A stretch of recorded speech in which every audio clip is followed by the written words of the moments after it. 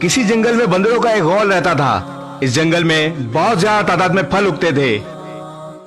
एक दिन एक साइंसदान अपनी बेटी के साथ इस जंगल में रिसर्च के लिए आया।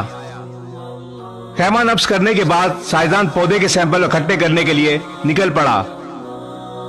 उसकी बेटी उस खेमे को सजाने में लग गई। उसने कालीन बिछाया, बिस्तर लगाए, बरकी लाइटन लगाई। लाइटन के ऐन नीचे एक छोटी सी मेज और इस पर सजावटी सेबों से भरा एक प्याला रख दिया। तमाम बंदर मसनूई सेब को लालच से देख रहे थे। लड़की मजीद सफाई में मसरूफ हुई तो एक बंदर ने तेजी से झपटा मारा और एक मसनूई सेब उठा लिया। चोर बंदर ने हाथ बुलंद करके सबको सेब दिखाया और सब बंदर हैरत से सेब को देखने लगे। हर बंदर इस खूबसूरत और मसनूई सेब को एक बार छू कर देखने की ख्वाहिश रखने लगा। चोर बंदर ने सबको झड़का और इस मसनूई सेब को खाने की कोशिश की, मगर वो इससे खाया ना गया।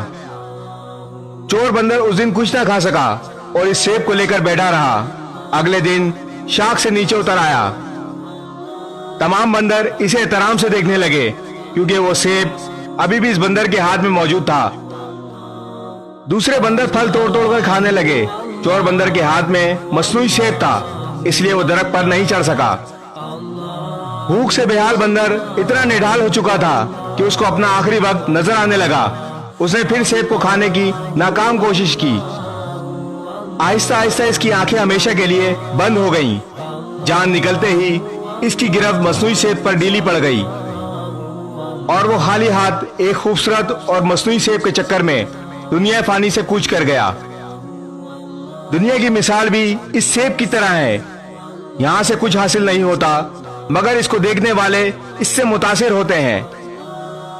इंसान दुनिया में खाली हाथ आया था और खाली हाथ ही जाएगा। झूठा दिखावा पहले इंसान को थका देता है और फिर जान ले लेता है। दुनिया के पीछे अपनी आखिरत खराब ना करें, वो अमाल जमा करें जो आप साथ ले जा सकते हैं। इस वीडियो को शेयर जरूर करें। हो सकता है आपके एक शेयर से ये बात किसी के दिल में उतर जाए।